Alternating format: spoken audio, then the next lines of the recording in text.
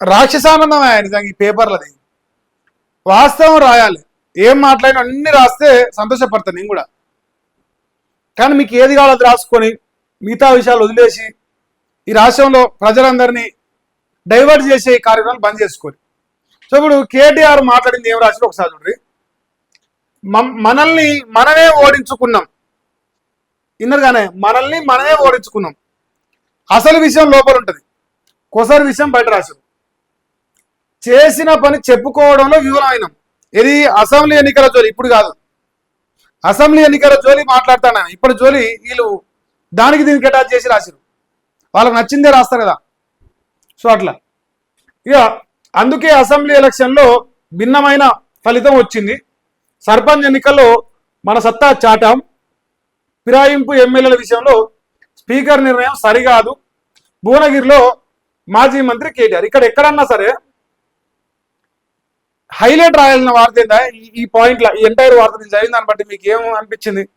Highlight రాయాల్సిన విషయం ఇందులో సర్పంచ్ ఎన్నికల్లో మన సత్తా చాటినా, ఇది పైకి రావాలి, ఇవన్నీ కిందికి రావాలి. ఆయన మాట్లాడలేను. కానీ ఇప్పుడు ప్రజెంట్ సిచ్యువేషన్ ఏంది?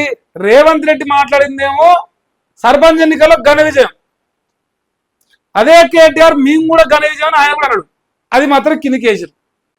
మనల్ని మనమే ఓడగొట్టుకున్నాం అన్నది పైకి వేసారు.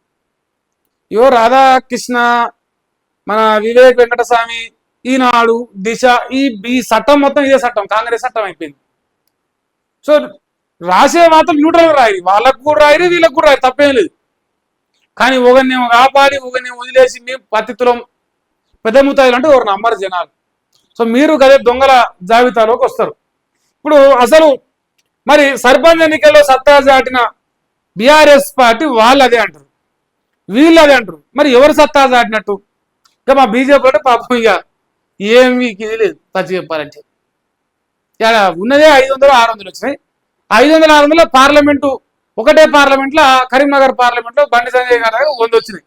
ఆయన 10 లక్షలు ఏదో ఏకగ్రీవం ప్రకటించినందుకు. ఇప్పుడు ఇలా చూస్తే బీఆర్ఎస్ వర్సెస్ కాంగ్రెస్గా నడిచింది ఎలక్షన్. బీజేపీ పెద్దగా పోటీలో లేదు, ఓపెన్ సీక్రెట్. ఇంకోటి బీఆర్ఎస్ చచ్చిపోయింది. ఇక ప్రజలు కేసీఆర్ శిక్షించరు, దేవుడు శిక్షించేదే మిగిలిందంటే ఇప్పుడు సరిపోని శిక్షించారు. ఇప్పుడు సరిపోని శిక్షిస్తే ఈ ఇతరులు ఈ ఏకగ్రీవాలు అన్ని కలుపుకొని ఇక మాది 66 అంటాను, ఇవన్న 66% అంటాను. మంది పిల్లలు మన పిల్లలు అని చెప్పినట్టుగా నడిపిస్తారు. ఎందుకంటే దీనికి పార్టీ సింబల్ లేవు కదా. గెలిచిన నల్లా మా ఊరంటే అయిపోయాయి, చేసేదే ఉంది. ఇప్పుడు బీఆర్ఎస్ నుంచి గెలిచిన వాళ్ళు కూడా పుసుకున్న మద్దతుతో గెలిచిన అనుకో, Congress plus BRS plus BJP కూడా పోటీ చేసారు. సో వాడు ఇప్పుడు కాంగ్రెస్ అని చెప్పుకునే ఇప్పుడు వీళ్ళు ఏం పొత్తుల రాజకీయం కదా. ఇప్పుడు 3-4 పాటలు కలిసి పొత్తు చేసిన కాడ మరి వీళ్ళు ఎట్లా కౌంట్ చేసారు? దొంగల బ్యాచ్, దొంగల చట్టం తయారైంది. సో అంతా వాళ్ళు అంటే కలుపుకొని మేము మునగాలం అంటారు. ఇప్పుడు ఏం కూడా రాసినట్టుందా, ఇది ఫస్ట్ పేజ్ రాసిన, మరి ఏం రాస్తానో అర్థం కావట్లేదు.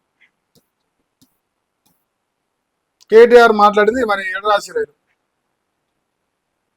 సెకండ్ పేజ్లో ఉన్నట్టు. ఒక్క నిమిషం, ఇంకో ఈడేసారు, మనల్ని మనమే ఓడించుకున్నాం. Same to same statement. కానీ అసలు విషయం ఇల్లు ఉన్నదంట. గత అసెంబ్లీ పార్లమెంట్ ఎన్నికల్లో అదే జరిగింది. యాదాద్రి భువనగిరి జిల్లాలో కేటీఆర్ అసలు పెట్టిన మీటింగ్ ఏంది? ఆ సర్పంచులు గెలిచిన వాళ్ళకు కృతజ్ఞతలు చెప్తానికి, వాళ్ళకు సన్మానం చెప్తానికి పెట్టరు. యాక్చువల్గా పెట్టిన మీటింగ్ అది దాని పాయింటే లేదు ఇలా. ఎందుకంటే ఇది జర్నలిజం, దీని పేరు జర్నలిజం. నిజమైన జర్నలిస్టులు అంతా. కేటీఆర్ ఏది మనలో అది మనకు అవసరం లేదు. ఏదైతే రేవంత్ రెడ్డికి అవసరం అదే రాసుకుంటారు. ఎందుకంటే వాళ్ళ దశ మారిపోవాలి కదా. వాళ్ళ దశ మారిపోవాలంటే మరి ఎట్లా రాయాలి? ఇగో సర్పంచ్ ఎన్నికల ఫలితాలు చూస్తుంటే అసలు విషయం తెలుస్తుందని, మొన్నటి అసెంబ్లీ పార్లమెంట్ ఎన్నికల్లో మనల్ని బయటి వ్యక్తులు ఓడించలేదని, మనల్ని మనమే ఓడించుకున్నామని బీఆర్ఎస్ వర్కింగ్ ప్రెసిడెంట్ కేటీఆర్ ఆసక్తికర వ్యాఖ్యలు చేసింది. ఇవాళ ఆయన యాదాద్రి భువనగిరి జిల్లాలో పర్యటించారు. సర్పంచ్ ఎన్నికల్లో గెలిచిన పార్టీ అభ్యర్థులు సన్మానించారు. ఆయన వేయిన ప్రోగ్రాం కసగొట్టింది. వాళ్ళ బీఆర్ఎస్ పార్టీ నుంచి గెలిచిన సర్పంచ్ అభ్యర్థులు సన్మానించుకుంటూ తప్పేందా? ఆయన పోయి మాట్లాడిన అన్ని రాసిన ఈ కిందికి రావాలి, ఇల్లు రాసిన పైకి పోవాలి. కానీ అదొద్దు, అట్లా రాస్తే మనకు పైసలు రావు, పేమెంట్ రాదు. సో తిప్పి రాయాలి, రాసిరు. ఈ సందర్భంగా మాట్లాడుతూ చేసిన పని చెప్పుకోలేక చేసిన అభివృద్ధి చూపించుకోవడంలో కింది స్థాయి నాయకులను పట్టించుకోవడంలో విఫలం చెందామని, అంటే సర్పంచులు, ఎంపీటీసీలు, జెడ్పీటీసీలు వీళ్ళందరినీ పట్టించుకోవడం విఫలం చెందినాం, అభివృద్ధిని చెప్పుకోలేకపోయినాం, ఇంకోటి చేసిన పని చూపించుకోలేకపోవడం కూడా ఒక రకమైన ప్రమాదానికి దారితీసింది. చివరిగా ఇవన్నీ కలిసి మా ఓటమికి దారులు వేసినాయి. ఆయన ఒప్పుకుంటాను, మేము ఓడిపోయినాం, మాకు ఇన్ని కారణాలు ఉన్నాయి. ఇవాళ ఎందుకు చెప్తుండు, సర్పంచ్ ఎన్నికల్లో హోరాహోరీగా తీసుకొని నిలబడి నిగ్గదీసి కొట్లాడితే గెలిచినాం కాబట్టి ఇట్లాంటి ప్రయత్నం ఎమ్మెల్యే ఎంపీ ఎలక్షన్లో చేయలేదు. సో ఆనాడు వైఫల్యం చేయడానికి కారణం అదే. సో ఈరోజు గెలుపుని బట్టి అర్థమవుతుందని చెప్పేసి ఒక మాట చెప్పిండు. ఇక అందుకే అసెంబ్లీ ఎన్నికల్లో ఫలితం భిన్నంగా వచ్చిందని చెప్పిండు. అయితే సర్పంచ్ ఎన్నికల ఫలితాలతో బీఆర్ఎస్ సత్తా ఏంటో రాష్ట్రం మొత్తం తెలిసిపోయిందని పేర్కొన్నారు. ఫిరాయింపు ఎమ్మెల్యేల విషయంలో స్పీకర్ నిర్ణయం సరికాదని సీఎం రేవంత్ ఏది చెబితే స్పీకర్ అదే చెప్తున్నారని ఆరోపించింది.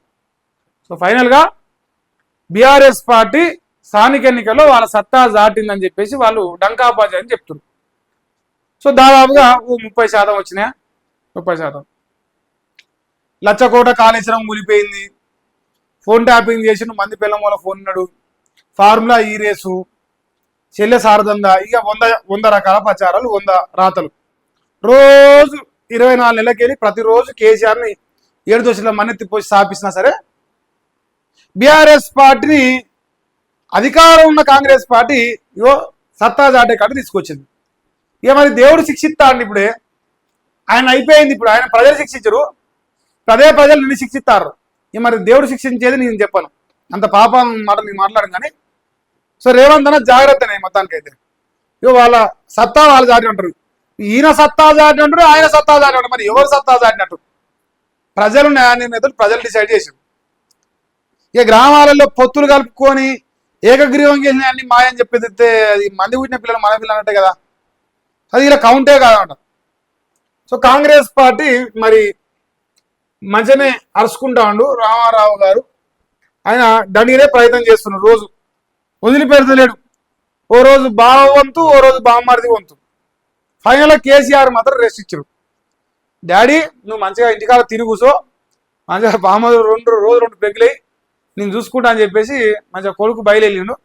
వదిలిపెట్టకుండా ఎమ్మటి పడతాడు కాంగ్రెస్ పార్టీ ఎమ్మటి. ఇంకేంది 22 నుంచి కాకా కప్పట, వచ్చే నెల 17 వరకు T20 మ్యాచ్లు, విన్నర్కు 5 లక్షలు ప్రైజ్ మనీ, రన్నర్కు 3 లక్షలు, థర్డ్ వచ్చేటికి 2 లక్షలు, మొత్తానికి ఓ 10 లక్షల లెక్క క్లియర్ అట. క్రికెట్ ఆడుతున్నట్టు చెప్పురా కాకా కప్పట దాని పేరు. ఇంకా వేరేది ఏమైనా వ్యక్తి నాయన సత్తం మీ మాటలకు.